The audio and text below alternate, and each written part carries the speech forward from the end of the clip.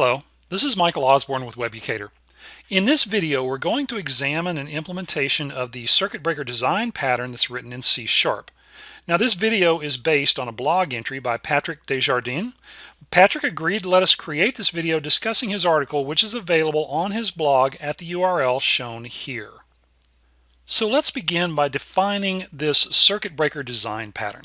The purpose of a circuit breaker is to allow your code to check the availability of some resource, a database, a server, some external service, and determine whether that resource is available or not. Now, if the resource fails, you don't want to keep calling that same resource constantly and generating that same error. So you want to handle that error gracefully and continue on, and then basically after a period of time, we'll check again to see if that resource is available, and if it is, we will begin to consume it again. So the purpose of the circuit breaker is to just detect failures and keep the application from trying to call that resource over and over again. Okay, so the way we do this is we design essentially a proxy class. Circuit breaker is a proxy for operations that might fail.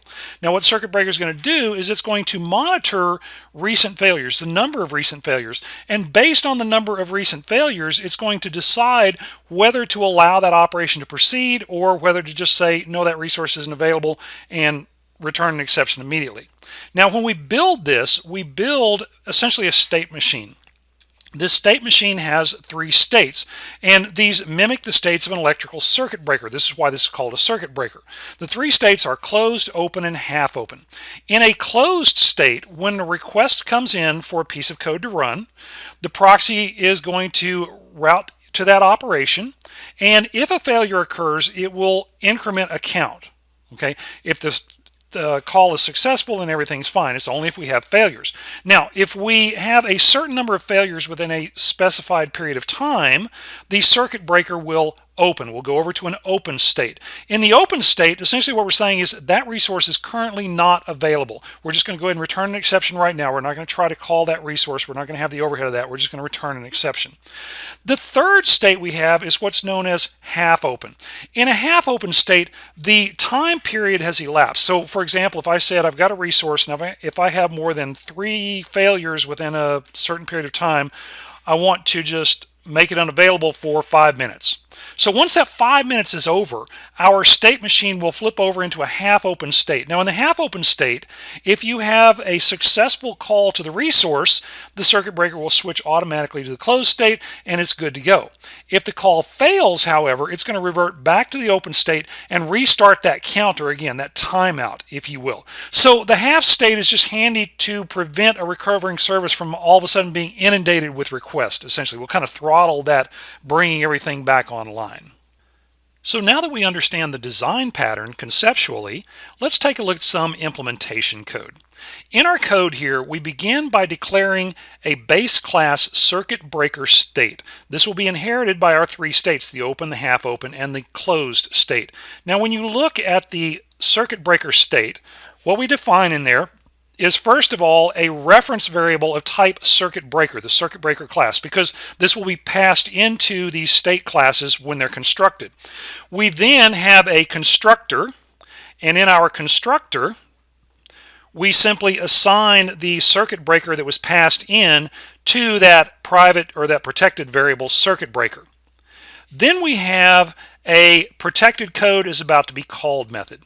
In the protected code that is about to be called method, basically what we do is we return the instance, the current instance of the circuit breaker class. That's all we do in the base class. We also have a protected code has been called method, which contains no implementation. And we have an act upon exception, which receives an exception, and essentially all it does is it calls the increase failure count method on the circuit breaker class that was passed in. Last but not least, we have a update method, and all it does is it simply returns the current object, this. Now, this base class is inherited by three state classes. First we have let's start with the closed state, because closed state is everything's working. In the closed state, we inherit from the circuit breaker state, we call the base class constructor, and we reset the failure count to 0. So we say call base class circuit breaker and then circuit breaker dot reset failure count. Then we have, or we override, the act upon exception method. In the act upon exception method, what we're doing here is this: if an exception occurs in the protected code, it's going to check and it's going to look at the failure threshold. If the failure threshold has been reached, it's going to flip that state over, or that circuit breaker state, to the open state. All right, so as long as we don't have exceptions, we're going to stay in this closed state and everything's going to be good. Now, if we have exceptions, we might get flipped over to the open state. In the open state class, again, we inherit from the circuit breaker state.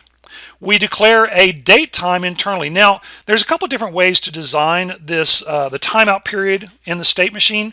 Some people prefer to use timers. In this implementation, all we're doing is we're going to calculate a time, UTC time, and say the resource is not available until we reach that UTC time, and then check that UTC time.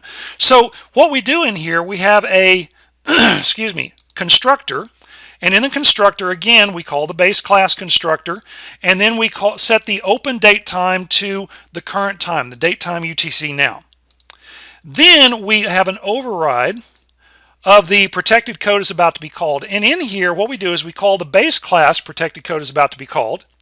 We call the this.update, so we're going to call the update method on this open state class, and then we return the base circuit breaker. So all we're doing here really is saying basically the protected code is not available. Last but not least, we have an override of the update. And in here, what we're doing is we're calling the update in the base class time, and then we're checking. If the current UTC time is greater than or equal to that open date time, plus the base class circuit breaker's timeout setting, then we will return the circuit breaker with a call to the move to half open state. So we're going to flip it over to half open, and then we will otherwise we will return this. We'll say we haven't passed the timeout yet. Okay. The third state we have is the half open state. In the half open state, again, you'll notice we have a constructor. It receives a circuit breaker, and all it does is it calls the base class circuit breaker. Then we have an act upon exception method. In the act upon exception, what we're doing, so remember, we're in a half open state now. If an exception occurs, we will call the base class act upon exception, and then we'll call the circuit breaker move to open state. So in other words, the resource is going to be unavailable again for a set period of time. On the other hand, we also have a protected code has been called method. Now, when the code has been called and no exception has been thrown, then what this will do is it will call the base protected code has been called, and then it will call the circuit breaker move to a closed state. So now that resource is available again and is working just fine. So now that we have our three states defined, let's take a look at the main circuit breaker class. Now, this is where the majority of the code resides. In the main circuit breaker, we begin by defining a monitor object. We're going to use this when we lock some code. We then define a private circuit breaker state called state. Then we define a couple of other properties. We've got a failures property, a threshold property, a timeout property, and then we have a constructor. Now, in the constructor, what we do is we receive into the constructor an integer and a time span. The integer represents the threshold, in other words, the number of acceptable exceptions, and the timeout is the total timeout that we allow. So basically all we do is we check, we verify the threshold is greater than 0, and we also make sure that the total milliseconds timeout is greater than 0. Then we assign those to those private variables, those public properties internally, and we move to the closed state. We call move to the closed state, which is going to put our circuit breaker into, or give our circuit breaker, a closed state object. Now, within here we have several methods. The first one is, several properties. The first one is closed, the second is open, and then we also have is half open. These allow us to check the state of the circuit breaker to see what state it's in. Is it closed, is it open, or is it half open?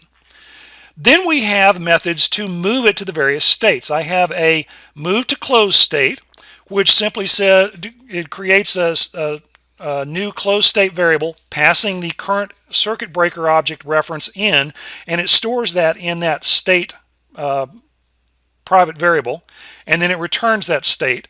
I also have a move to open and a move to half open, and these all work pretty much the same way. They just move to the different states. I have a increase failure count method, which simply increments that failures variable. I also have a reset failure count, which resets it to 0. Fairly straightforward so far. Then I have a is threshold reached, which simply will return true or false depending on whether the failures is greater than the threshold or not. All right. I've got a private variable exception called exception from last attempt call, which I set to null. And then I have this method get exception from last attempted call, which will simply call the exception from last attempt call and return the result. I have a attempt call method, and in my attempt call, what we do, this is really where the magic happens. What we do, you'll notice in the attempt call, is we receive an action, essentially a delegate.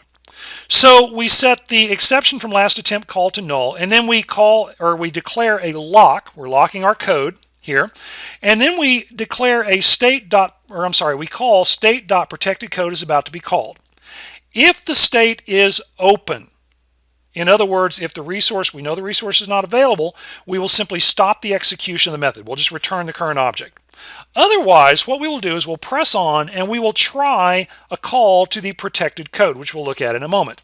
If an exception occurs, we catch that exception and we assign it to the exception from last attempt call variable. We then declare another lock and we call the state.actUponException, and we saw that earlier in our state that will determine whether to move to an open state or a half open, or however it responds. Then finally we return the current object. Now, assuming no exception occurs, what we will do is we'll again declare a lock. We will then call the state.protected code has been called. We'll signal up that the call was in fact successful. Finally, we have a close and an open. In the close, we move to a closed state. In the open, we move to an open state. Okay, so now that we've defined our 3 states, we've defined our circuit breaker class, let's go take a look at some code to actually put this to use, to implement it. What I've done is I have added in a console application here. And in this console application, I begin by declaring a simple class called tested. And in tested, I have a single method called testCircuitBreaker. And it says if my circuitbreaker.attempt call, and notice we're passing a action method, a pointer if you will, to the do something method, which is defined down below. In do something, all we're really doing is we're writing out this string doing something, and we're throwing a not implemented exception. Now, we check to see if the result of that is closed. In other words, if it's functional. And if it's closed, it returns the called code. It says that resource is still available. I have not reached that threshold yet. Otherwise, it will return too many failures. The resource is unavailable. Now, I'd like to point out that this is a very contrived example. In the real world, you wouldn't just return a string. In the real world, normally what you do is when you do your attempt call, you get back a circuit breaker, and then you do something like have a switch case and act accordingly based on the state. For example, if it's in a closed state, you may want to do some logging or something like that. Okay, this is just a very contrived example just to illustrate how this circuit breaker works. So now that we have this test class defined and the little do something method we're going to call, what we can do in our console application is we can declare an instance of a circuit breaker. Now you'll notice when I construct my circuit breaker, I pass to it 3 and a time span of 15 minutes. So I'm saying if I have 3 failures, I want it to wait for 15 minutes before it tries again. Then in my main, what we do is we create an instance of the tested class and we call WriteLine 3 times. Now each time it's executing that do something method, and that do something method each time will raise a not implemented exception. So when we hit the 3rd call to the test circuit breaker, that should trip it to an open state and say the resource is no longer available. And then finally, I've got a little read line just so that we can see the results. So let's give this a quick run and see what we get. I'm going to start the application up. And you'll notice it said doing something, call to code, doing something, call to code, doing something, and finally it said too many failures. Now the resource is unavailable for 15 minutes. Now if I were to make this application wait for 15 minutes and then try again, it would be in the half open state, and then assuming there was no exception, it would flip over into the closed state and everything would be working again. Okay, I'd like to again thank Patrick Desjardins for the inspiration for this video. Be sure and check out his blog at the URL shown here for some other articles related to C# development. That's it for this video. I hope you enjoyed it.